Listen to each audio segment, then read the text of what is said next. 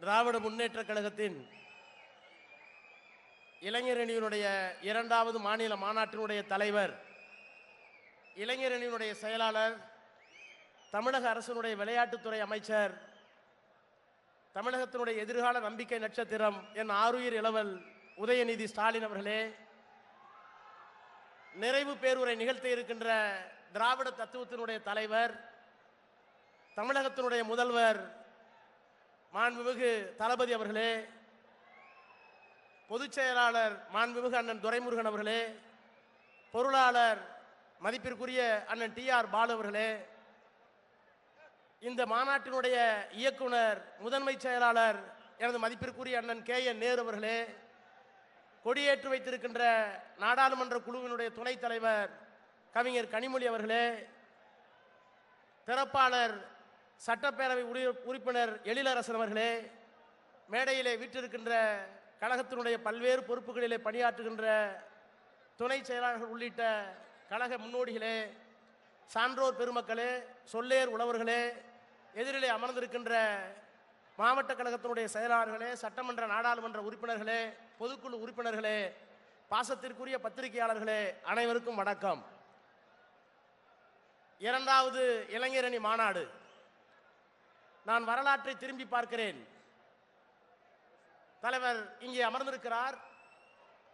முதல் மாநாட்டிலே அணிவகுப்பை தொடக்கி வைக்கின்ற அந்த வாய்ப்பினை எனக்கு வழங்கியவர் முத்தமிழறிஞர் கலைஞர். அந்த உணர்வோடு, ஈர உணர்வோடு உங்கள் முன்னால் ஒரு 10 நிமிடம் நிற்க அனுமதி கேட்கிறேன். இந்த இயக்கத்தை தோற்றுவித்த பேரறிஞர் அண்ணா அவர்களை பற்றி தலைவர் கலைஞர் அவர்கள் என்ன சொன்னார் என்பதை இங்கே போட்டு காட்டினார்கள் வீடியோவாக. தலைவர் என்பார், தத்துவ மேதை என்பார், சொல்லாற்றல் சுவைமிக்க எழுத்தாற்றல் பெற்றார் என்பார், மனிதர் என்பார், மாணிக்கம் என்பார், நடிகர் என்பார், நாடக வேந்தர் என்பார், அத்தனையும் தனித்தனியே சொல்வதற்கு நேரமற்றோர், நெஞ்சத்து அன்பாலே அண்ணா என்ற ஒரு சொல்லால் அழைத்திடவே அவர் அன்னை பெயரும் தந்தார் என்று கலைஞர் சொல்லுவார். அந்த பேரறிஞர் அண்ணா அவர்கள் தோற்றுவித்த அந்த இயக்கத்தில் அவர் 2 ஆண்டு காலம் மட்டும்தான் முதலமைச்சராக இருந்தார். அதற்கு பிறகு பொறுப்பேற்றுக் கொண்ட மூதறிஞர் கலைஞர் அவர்கள் முதலமைச்சராக பொறுப்பேற்றுக் கொண்டு முதல் மாநாட்டிலே உரையாற்றினார். அண்ணா இருந்த இடத்திலே நான் இருக்கிறேன். யார் அண்ணா? நரியும் பரியாய் போன கதை, நாரதர் பெண்ணாய் ஆன கதை, குறியை கண்ணன் உடைத்த கதை, ஊரார் போற்றிய பழைய கதை, எரியில் துரும்பாய் ஆக்கியவர் பெரியார் தந்த பேரறிஞர் என்று அண்ணாவை சொல்லிவிட்டு அந்த இடத்திலே நான் உட்கார்ந்திருக்கிறேன். அண்ணா வெண்ணெய், நான் சுண்ணாம்பு. அண்ணா வெண்ணெய், நான் சுண்ணாம்பு. என் பக்கத்தில் இருக்கிற நாவலர் வெற்றிலையானால், என் பக்கத்தில் இருக்கிற பேராசிரியர் அன்பழகன் அவர்கள் பாக்கானால், இந்த தமிழ்நாடு சிவப்பதற்கு நான் நல்ல சுண்ணாம்பாக இருப்பேன், நான் வெண்ணெய் அல்ல என்று கலைஞர் தன்னடக்கத்தோடு குறிப்பிட்டார். அவருக்கு பின்னால் இந்த இயக்கத்தை தலைமை தாங்குகிற நம்முடைய மாண்புமிகு முத்துவேல் கருணாநிதி ஸ்டாலின் என்கின்ற இந்த மகத்தான உலகத் தமிழர்களின் தலைவர் சொன்னார், எனக்கு கலைஞரை போல் எழுத தெரியாது, எனக்கு கலைஞரை போல் பேச தெரியாது, ஆனால் கலைஞரை போல் உழைக்க தெரியும் என்று சொன்னார். அதையே கலைஞர் முன்மொழிந்தார். உங்களிடத்திலே ஸ்டாலினிடத்திலே பிடித்தது எது என்று கேட்டால் உழைப்பு உழைப்பு உழைப்பு என்று சொன்னார். ஆக அண்ணாவுக்கு அடையாளத்தை கலைஞர் சொன்னார். கலைஞர் அவருடைய பிள்ளைக்கு அடையாளத்தை சொன்னார். இன்றைக்கு இந்த இளைஞரணி மாநாட்டை நம்ம ஆயுள் இளவல் நம்முடைய உதயநிதி ஸ்டாலின் இங்கே நடத்தி கொண்டிருக்கிறார். ஆக அண்ணா நிறுவினார். கலைஞர் சுண்ணாம்பு என்று சொல்லி ஒரு மிகப்பெரிய சரித்திரத்தை படைத்தார். எனக்கு கலைஞரை போல் எழுத தெரியாது, பேச தெரியாது என்று சொல்லி திராவிட மாடல் ஆட்சியை இன்றைக்கு நடத்தி கொண்டிருக்கிறார். நான் அதற்கு வழித்தோன்றலாக இருக்கிற ஆருயிர் இளவல் உதயநிதியை பார்க்கிறேன். அண்ணாவுக்கு ஒரு தகுதி, கலைஞர் தன்னடக்கத்தோடு ஒரு தகுதி, இன்னும் தன்னை தாழ்த்தி கொண்டு ஒரு மிகப்பெரிய தகுதியை முதலமைச்சர் பெற்றிருக்கிறார். அதற்கு பிறகு இந்த இளைஞரணி மாநாட்டை நடத்தி கொண்டிருக்கிற அவருக்கு நான் பார்க்கிறேன். நான் அண்ணா அல்ல, கலைஞர் அல்ல, ஏன் என் தந்தையை கூட அல்ல, ஆனால் இன்றைக்கு நான் உழைத்துக் கொள்கிறேன் என்று சொல்லக்கூடும். நான் அவரை எப்படி பார்க்கிறேன் என்றால், அவருக்கு 2 தகுதி போதும். ஒன்று, ஒரு தர்மத்தை பற்றி பேசினார், எதிர்ப்பு வந்தது, மண்டியிட மாட்டேன், சிலுவை என்றால் சிறை என்றால் தூக்கி சுமப்பதற்கு நான் பெரியாரின் பேரன், கலைஞரின் பேரன், என் தந்தையின் வழியில் நடப்பவன் என்று மண்டியிடாத அந்த மனப்பக்குவம் இருக்கிறதே, அந்த தகுதி உங்களுக்கு போதும். அதற்கு பிறகு மசூதி இருந்த இடத்தில் ராமர் கோயில் கட்டியது தவறு என்று சொல்லுவதற்கு இந்தியாவில் எந்த அரசியல் தலைவனுக்கும் நெஞ்சுரம் இல்லை, மன வலிமை இல்லை. ஆனால் உச்ச நீதிமன்றத்தை தாண்டி நான் அதை ஒப்புக்கொள்ள மாட்டேன் என்று சொல்லுகின்ற அந்த ஆற்றல் உங்களை கலைஞராக பார்க்கிறேன், அண்ணாவாக பார்க்கிறேன், முத்துவேல் கருணாநிதி ஸ்டாலின் என்கிற அந்த மகத்தான மனிதராக உங்களை பார்க்கிறேன். ஏனென்றால் பெரியாருக்கு மட்டும்தான் அந்த ஆற்றல் இருந்தது. தண்டனை பெற்றார் பெரியார். உங்களுக்கு எவ்வளவு தண்டனை என்று கேட்டார்கள். பெரியார் சொன்னார், உங்களுக்கு எவ்வளவு மனநிறைவு போதுமோ அவ்வளவு மனநிறைவு பெறுகிற அளவுக்கு நீங்கள் தண்டனை தாருங்கள் என்று சொன்னார். ஆக பெரியார் வழியில், அண்ணா வழியில், கலைஞர் வழியில், தளபதி வழியில் இன்றைக்கு கொள்கை ரீதியாக பயணிக்கிற உங்களுக்கு இந்த நாட்டை ஆள்வதற்கு வேறு என்ன தகுதி வேண்டும் என்கின்ற வினாவை நான் உங்கள் முன்னாலே வைத்து உங்களை அங்கீகரிக்க நான் கடமைப்பட்டிருக்கிறேன். ஒன்றை சொல்லுவேன். முதல் மாநாட்டிலே பேராசிரியர் பேசினார், அதற்கு முன்னால் தளபதி பேசினார். தளபதி பேசுகிற போது சொன்னார், இந்த மாநாட்டை நடத்துவதற்கு இளைஞரணி செயலாளராக எனக்கு வாய்ப்பினை அளித்த தலைவருக்கும் பொதுச் செயலாளருக்கும் நன்றி என்று சொன்னார். அதற்கு பிறகு பேசிய பேராசிரியர் சொன்னார், மாநாட்டை மட்டுமா உன்னிடத்திலே ஒப்படைத்தேன், நானும் கலைஞரும் இன்னும் என்னென்னவோ ஒப்படைக்க போகிறோம் என்று வந்து சொன்ன குரல் இன்றைக்கு மீண்டும் இங்கே எதிரொலிப்பதாக நான் உணர்கிறேன். அந்த விதத்திலே நம்முடைய இளைஞருடைய செயலாளரை நான் வாழ்த்த கடமைப்பட்டிருக்கின்றேன். தலைப்புக்கு வருகிறேன். திராவிட மாடல் இது ஒன்றும் தெரியாத தலைப்பல்ல. திராவிட மாடலை பற்றி 3 ஆண்டு காலம் பேசிக் கொண்டிருக்கிறோம். எது திராவிடம் என்றெல்லாம் சொல்லிவிட்டோம். வில் டியூரண்ட் என்ற வெளிநாட்டு அறிஞர் நாகரிகத்தின் கதை திராவிடம் வருகிறது. சேஷா ஐயர் திராவிட இந்தியா திராவிடம் வருகிறது. அதே போல அதற்கு பின்னாலே வந்த ராகவாச்சாரி வரலாற்றுக்கு முந்தைய பண்டைய இந்தியா அந்த புத்தகத்திலே வருகிறது. அதற்கு பிறகு குமரவேல பட்டர், அதற்கு பிறகு வில்லியம் ஜோன்ஸ், அதற்கு பிறகு மார்க்ஸ் முல்லர், அதற்கு பிறகு கால்டுவெல். இப்படி தத்துவார்த்த ரீதியாக புத்தகத்தை பற்றி திராவிடம் எது என்று சொல்லிவிட்டு போனார்கள். அது படிப்பு, அது அகாடமிக் ரிசர்ச். ஆனால் அந்த திராவிடத்தை இன்றைக்கு திராவிடமாக வைத்துக் கொள்ள இயலாத சூழ்நிலை. ஏனென்றால் எது திராவிடம் என்றால் நிலை இல்லையா, மொழியா, பண்பாடா, இவற்றையெல்லாம் கடந்து அந்த சொல்லாடல் இன்றைக்கு தேவைப்படுகிறது. ஏன் தேவைப்படுகிறது? இந்தியாவிலே 2 பண்பாடு உண்டு. ஒரு பண்பாடு சமஸ்கிருதத்தை அடிப்படையாக கொண்ட ஆரிய பண்பாடு, அது வடபுலத்திலே இருந்தது, விந்திய மலைக்கு அப்பாலே இருந்தது. இன்னொன்று தமிழ், தமிழை சுற்றி இருக்கிற கிளைமொழிகள், கன்னடமும் கலிதெலுங்கும் கவின் மலையாளமும் தாயே தமிழே உன் உதிரத்தே உதித்திலந்தே ஒன்று பல ஆயிடினும் ஆரியம்போல் உலக வழக்கு அழித்தொழிந்து சிதையாகும் சீரிழமை என்று சொன்னார்கள். ஆக கிளைமொழிகளாக இருக்கிற தமிழை அடிப்படையாக கொண்ட திராவிட இனம், இதை இன்றைக்கு மறுக்கிறார்கள். இந்த 2 இனமும் உண்டு என்று நாம் சொல்லவில்லை. ஜவஹர்லால் நேரு சொன்னார், அதற்கு பிறகு அம்பேத்கர் சொன்னார், அதற்கு பிறகு வரலாற்று அறிஞர்கள் சொன்னார்கள். எல்லா அறிஞர்களும் சொன்னதற்கு பிறகு ஏன் doctor Radhakrishnan philosophy of Hinduism என்கின்ற புத்தகத்தில் இந்த மண்ணில் 2 மொழி அடிப்படையான பண்பாடுகள் இருந்தது, அந்த பண்பாட்டு கூறுகளை நாம் ஒப்புக்கொள்ளத்தான் வேண்டும் என்று சொன்னார். சிபி ராமசாமி ஐயர் அதற்கு புத்தகமே போட்டார். ஆக 2 தத்துவ தலங்கள், 2 பண்பாடுகள் இங்கே இருந்தது. அது எல்லையாக இருக்கலாம், நில எல்லையாக இருக்கலாம், மொழியாக இருக்கலாம். ஆனால் இன்றைக்கு நான் பார்க்கிறேன், நம்முடைய முதலமைச்சர் ஒரு மிகப்பெரிய தீர்க்கதரிசி. எதிரிகள் ஒரு முடிவுக்கு வந்து விட்டார்கள். நான் சுருக்கமாக சொல்கிறேன். திரிசூலத்தை ஏந்தினார்கள். திரிசூலம் எது? நாங்கள் இஸ்லாத்துக்கு எதிரானவர்கள் ஒரு சூலம். இன்னொன்று வெளியிலே இருந்த கிறிஸ்தவம், அதற்கு நாங்கள் எதிரிகள். மதச்சார்பின்மை என்று சொல்லுகிறார்களே, அதற்கு நாங்கள் எதிரிகள். இது திரிசூலம் என்று காட்டினார்கள். இப்போது வெளிப்படையாக வந்து விட்டார்கள். இந்த திரிசூலத்திற்கு பின்னாலே இன்னும் 2 சேர்த்தார்கள். என்ன சேர்த்தார்கள்? மெட்டீரியலிஸ்ட், இன்னொரு எம். யார்? பகுத்தறிவாதிகள். இன்னொரு எம் மார்க்சிஸ்ட், பொதுவுடைமைவாதிகள். அதற்கு பிறகு வந்தார்கள் மெக்காலே கல்வி முறை. இப்போது அவர்கள் 5 வைத்திருக்கிறார்கள். இஸ்லாமியர்கள் மட்டுமல்ல, கிறிஸ்தவர்கள் மட்டுமல்ல, அதற்கு பிறகு மெக்காலே கல்வி முறை வந்துவிட்டது. அதற்கு பிறகு பகுத்தறிவாதிகள் எங்களுக்கு எதிரிகள். அதற்கு பிறகு எங்களுக்கு மெக்காலே கல்வி முறை எதிரிகள். இவர்களெல்லாம் எதிரிகள் என்று அவர்கள் சொல்லுகிறார்கள். இவர்களெல்லாம் நண்பர்கள் என்று சொல்லுவதற்கு நமக்கு ஒரு தத்துவத்தை நம்முடைய முதலமைச்சர் சொன்னார். எது திராவிட மாடல் என்று சொன்னார்? திராவிட மாடல் என்று சொன்னால் சுயமரியாதை 1, சமத்துவம் 2, மாநில சுயாட்சி 3, மதச்சார்பின்மை 4, தேசிய இனங்களை அங்கீகரிப்பது 5. மிக தெளிவாக இருக்கிறது. ஆரியத்திலே 5 சொல்லிவிட்டார்கள். மெக்காலே கல்வி முறை எதிரி என்று சொல்லுகிறார்கள். மடையர்களே, சங்கத்தமிழை எடுத்து படித்து பாருங்கள். நாங்கள் படித்தவர்கள், ஔவையார் படித்தவர், எல்லா பெண்களும் படித்தவர்கள். இன்னும் சொல்ல போனால் சங்கத்தமிழில் என்ன சொல்லுகிறது? பெண்ணுக்கு எது அழகு? குஞ்சை அழகும் கொடுந்தானை கொட்டழகும் மஞ்சள் அழகும் அழகல்ல, நெஞ்சத்து நல்லவர் யாம் என்று உணர்த்தும் கல்வி அழகே அழகு என்று சொன்னார்கள். பெண்ணுக்கு எது அழகு? நீண்ட கூந்தலா, பருத்த மார்பகமா, அழகிய இடையா? அவை அழகல்ல, அந்த பெண் படித்திருந்தால் அழகு என்று என் சங்கத்தமிழ் சொல்லுகிறது.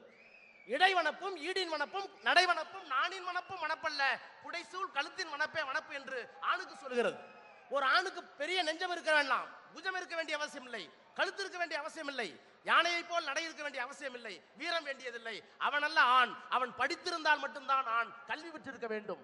அந்த சமூகம் இங்கே இருந்தது. அந்த சமூகம் காணாமல் போனது எப்போது? படித்த சமுதாயம் ஆணும் பெண்ணும் படித்தார்களே, அந்த பெண்ணை படிக்காதே, சூத்திரனை படிக்காதே, பிற்படுத்தப்பட்டவனை படிக்காதே, தாழ்த்தப்பட்டவனை படிக்காதே, பஞ்சமனை படிக்காதே என்று சொன்ன தத்துவம் எது? ஆக ஏற்கனவே இருந்த தத்துவத்தை ஒரு ஆரிய தத்துவம் அளித்தது. அந்த தத்துவம் இன்றைக்கு மெக்காலே கல்வி முறை தவறுகிறது. அந்த மெக்காலே கல்வி முறை 1835 வந்ததற்கு பிறகுதான் பல்லன் படித்தான், பறையன் படித்தான், அருந்தையர் படித்தான், நாடார் படித்தார், தேவர் படித்தார், கவுண்டர் படித்தார், செட்டியார் படித்தார், முதலியார் படித்தார், ஏன் பிள்ளைமார்களும் படித்தார்கள். ஆக அந்த மெக்காலே கல்வி முறையை நீ எதிர்க்கிறாய். இஸ்லாமியர்கள் இங்கே வந்தார்கள், வெறும் தேவாலயத்திற்காக வரவில்லை, கல்வி சொல்லிக் கொடுத்தார்கள், சுகாதாரம் கொடுத்தார்கள், அவர்களை எதிர்க்கிறாய். பகுத்தறிவாளர்களை எதிர்க்கிறாய். யார் பகுத்தறிவாளர்? இந்த மண்ணில் கடவுள் மறுப்பிற்காக அல்ல. கடவுள் மறுப்பு ஏன் சொன்னார் பெரியார்? மனிதனுக்கு மனிதன் தொடக்கூடாது, கண்ணில் படக்கூடாது, பார்த்தால் பாவம், தொட்டால் தீட்டு என்று கொள்கையில் தாண்டவமாடுகிற ஒரு நாட்டை பூகம்பத்தால் அழிக்காமலோ, சண்ட மாறுதத்தால் துகளாக்கப்படாமலோ, சமுத்திரம் பொங்கி எழுந்து மூழ்க செய்யாமலோ பார்த்ததற்கு பிறகும் கடவுள் இருக்கிறார் என்றால் நான் எப்படி நம்புவது என்று கேட்டவர் பெரியார். பெரியாருக்கு கடவுளோடு கோபம் இல்லை. பெரியாருக்கு கோபம், இந்த கடவுளின் பெயரால் என்னை படிக்க விடாமல் செய்திருக்கிறாய், இந்த கடவுளின் பெயரால் எனக்கு பண்பாடு இல்லாமல் செய்திருக்கிறாய் என்கின்ற அந்த கோபம். இன்றைக்கு நாம் எந்த எம் 5 எம் என்று சொல்லுகின்ற அந்த 5ஐயும் நாம் ஆதரிக்கிறோமோ அவற்றையெல்லாம் அவர்கள் எதிர்க்கிறார்கள் என்றால் பகைவர்கள் தெளிவாக இருக்கிறார்கள். அந்த பகைக்கு பெரியார் பேசினார், அண்ணா பேசினார். திராவிடம் எது என்று சொன்னார். பெரியார் திராவிடம் என்று ஏன் இந்த வார்த்தையை பயன்படுத்துகிறேன் என்று சொன்னபோது, நான் அதிகம் படிக்காதவங்க, நான் திராவிடம் சொல்றதுக்கு காரணங்க வேற எந்த வார்த்தை கொடுத்தாலுங்க ஆரியர்கள் பார்ப்பனர்கள் உள்ள வந்துடுறாங்க. பெரியார் சொன்னது நான் வேற வார்த்தைலாம் பார்த்தங்க, தமிழ்னு சொன்னா அவனு வந்துடுறாங்க, வேற எந்த வார்த்தை சொல்லி தெரியலைங்க, நான் படித்தவர்களுக்கு சொல்லுகிறேன் என்று சொல்லி பெரியார் சொன்னார். திராவிடம் என்கின்ற வார்த்தை தான் ஆரியர்களை வெளியே வைத்து சூத்திரர்களை, பஞ்சமர்களை, தமிழர்களை ஒன்றாக ஆக்கக்கூடிய ஒரே சொல் என்று பெரியார் சொன்னார். அந்த பெரியார் சொன்ன வரையறையை தாண்டி அண்ணா சொன்னார் we belong to Dravidian stock என்று நாடாளுமன்றத்திலே சொன்னார். அந்த வரையறையை தாண்டி திராவிடம் என்பது ஒரு தத்துவம், அந்த தத்துவத்தை வீழ்த்துவதற்கு இந்த மண்ணில் எவனும் இல்லை என்று கலைஞர் முழங்கினார். அந்த தத்துவத்தை தாண்டி, எல்லையை தாண்டி, மொழியை தாண்டி, பண்பாட்டை தாண்டி திராவிட மாடல் என்றால் சட்டசபையிலே பதிய வைத்திருக்கிறார். சுயமரியாதை 1, சமத்துவம் 2, மாநில சுயாட்சி 3, மதசார்பின்மை 4, தேசிய இனங்களின் உரிமையை அங்கீகரிப்பது 5. இந்த 5ம் தான் திராவிட மாடல் என்றால் எழுதி வைத்துக் கொள்ளுங்கள். இந்த மாநாடு திராவிட மாடல் மாநாடு என்றால் இது தமிழ்நாட்டுக்கான மாநாடு அல்ல. இன்றைக்கு இந்தியா முழுக்க இது தேவைப்படுகிறது, இந்தியா முழுக்க தேவைப்படுகிறது. மம்தா பானர்ஜி இருக்கிறார், இந்த ஆட்சியை முடிக்க வேண்டும் கங்கணம் கட்டுகிறார், கொக்கரிக்கிறார், ஆயுதத்தை எடுக்கிறார், அறிவாலயத்தை எடுக்கிறார், ஏன் கோயிலுக்கே கூட போகிறார். பட்னாயக் கீழே வருகிறார், ஒரிசாவிலே போகிறார்கள், பக்கத்திலே பஞ்சாப் இருக்கிறது, பக்கத்திலே டெல்லி இருக்கிறது. என்ன ஆயுதத்தை எடுப்பது என்று தெரியவில்லை. ஆரியத்தை வீழ்த்த வேண்டும், நச்சரவத்தை வீழ்த்த வேண்டும். என்றைக்கு மதம் தேசியமானது கேட்பதற்கு யாருக்கு யோக்கியம் இருக்கிறது? ஒரு மொழி தேசியமாகலாம். நான் ஒன்றை சொல்லி முடிக்கிறேன். இன்றைக்கு இந்து தேசியம் என்று சொல்லுகிறார்கள். இந்து தேசியம் எப்போதாவது உண்டுல்ல, மதத்தின் பெயரால் ஒரு தேசியம் உலகத்தில் இருந்ததே இல்லை. சவால் விடுகிறேன். பக்கத்தில் இருக்கிற மாநிலம் பாகிஸ்தான். பாகிஸ்தான் ஏன் பிரிந்தது? அந்த தவறை சவார்கரால் ஜின்னா செய்தார். சவார்கர் சொன்னார் இந்து தேசியம் என்று சொன்னார். நீ இந்து தேசியம் என்று சொன்னால் நான் இஸ்லாம் தேசியம் என்று சொல்லுவேன் என்று ஜின்னா பிரித்தார். மதம் ஒரு தேசியமாக இன்றைக்கு பூதாகரப்படுத்தப்பட்டது. ஜின்னா நாட்டை பிரித்தார். பாகிஸ்தான் பிரிந்தது. பாகிஸ்தான் பிரிந்த ஓராண்டில் ஜின்னா டாக்காவுக்கு போகிறார், கிழக்கு பாகிஸ்தானுக்கு போகிறார். ஒரே மதம், எழுதி வைத்துக் கொள்ளுங்கள். ஆனால் மேற்கு பாகிஸ்தானிலே பிறந்த ஜின்னாவுக்கு உருது தாய்மொழி, கிழக்கு பாகிஸ்தானில் இருக்கிறவர்களுக்கு வங்காளம் தாய்மொழி. அந்த நாட்டுடைய பிரதமர் சுதந்திரத்துக்காக போராடி நாட்டை பிரித்து துண்டாடியவர். இந்தியாவுக்கு எப்படி தேசபிதா காந்தியோ அதை போல பாகிஸ்தானுக்கு தேசபிதா ஜின்னா. அந்த ஜின்னா டாக்காவுக்கு போகிறார், உருதிலே பேசுகிறார். ஒரு இளைஞன் எழுந்து சத்தம் போடுகிறான், பிரதமர் அவர்களே, பேசுவதாக இருந்தால் என் தாய்மொழியில் பேசு, என் வங்க மொழியில் பேசு, என் தங்க மொழியில் பேசு என்று சொன்னபோது அவன் அடக்கி அடக்கி அடக்கி அமிழ்த்து தரையில் கிடத்தப்பட்டான். அப்படி கிடத்தப்பட்ட அந்த சிறிய இளைஞன் தான் கால ஓட்டத்தில் வரித்து வரித்து வரித்து வரித்து 20 ஆண்டுகளுக்கு பிறகு வங்காளதேசத்தை பிரித்து இது வங்காளதேசம் என்னுடைய தேசம் என்று கிழக்கு பாகிஸ்தானை பிரித்தான் முஜிபுர் ரஹ்மான். நார்வே, ஸ்வீடன் 2 நாடு கிறிஸ்தவத்தை இருக்கிறது. தேசியம் வந்ததா? பாகிஸ்தான் பிரிந்தது. ஏன் கிழக்கு பாகிஸ்தான், மேற்கு பாகிஸ்தான்? மதம் ஒருபோதும் தேசியம் ஆகாது, மொழிதான் தேசியம் ஆகும். இன்னும் சொல்ல போனால் இந்திய தேசியம் என்பதே கட்டமைக்கப்பட்டது யாருக்கு எதிராக? இஸ்லாம் வெள்ளைக்காரருக்கு எதிராக கட்டப்பட்ட தேசியம். அந்த தேசியத்தை பெரியார் ஒப்புக்கொள்ளவில்லை. தேசியம் கற்பிதம் என்று சொன்னார், தேசிய கொடியன் கோமணத்துணி என்று சொன்னார், தேசிய கொடியை எரித்தார், காந்தி படத்தை எரித்தார். இதற்கெல்லாம் காரணம் தமிழ் தேசியம், தமிழன் வாழ வேண்டும் என்பதற்காகத்தான். எனவே நண்பர்களே, இன்றைக்கு இந்து தேசியம் என்கிற பெயரால் இல்லாத தேசியத்தை, எப்படி பாகிஸ்தானிலே மதவாத தேசியம் பொய்யோ, எப்படி நார்வேயிலே டென்மார்க்கிலே பொய்யோ, ஏன் இப்போது இங்கிலாந்திலே எல்லா நாடுகளும் கிறிஸ்தவ நாடுகள், அந்த கிறிஸ்தவ நாட்டிலே இங்கிலாந்து ஏன் பிரிந்தது? ஐரோப்பிய ஒன்றியத்திலிருந்து, யூரோப் யூனியன் என்று சொல்கின்ற யூனியனிலே இருந்து இங்கிலாந்து பிரிவதற்கு காரணம் ஏன்? ஒரே மதம் தானே இருந்திருக்க வேண்டியதானே. எப்போதும் மதம் தேசியமாகாது. அந்த கற்பிதத்தை இன்றைக்கு நம் மீது திணிப்பது மட்டுமல்ல, இந்தியா மீது திணிக்கிற போது அதை கட்டுப்படுத்துகின்ற ஆற்றலுக்க ஒரு கொள்கை இயக்கம் திராவிட முன்னேற்ற கழகம், ஒரே தலைவன் மாண்புமிகு முத்துவேல் கருணாநிதி ஸ்டாலின் அவர்கள். இந்த இயக்கத்தை, இந்த தலைவனை போற்றி பாதுகாப்பதற்கு இளைஞர் படை இருக்கிறது. அந்த படையினுடைய தலைவராக ஆரியர் இளவர் நம்முடைய உதயநிதி ஸ்டாலின் அவர்கள் இருக்கிறார். ஒன்றை சொல்லி முடிக்கிறேன். யுத்தம் பிஜேபிக்குள்ளேயே ஆரம்பித்து விட்டது. யுத்தம் பிஜேபிக்குள்ளேயே ஆரம்பித்து விட்டது. காலையிலே பேசிய அருள்மொழி சொன்னார், மராட்டிய வீரன் சிவாஜி மிகப்பெரிய வீரன், மராட்டியத்தை எதிர்கொண்டான், நாட்டை பிடித்து விட்டான்.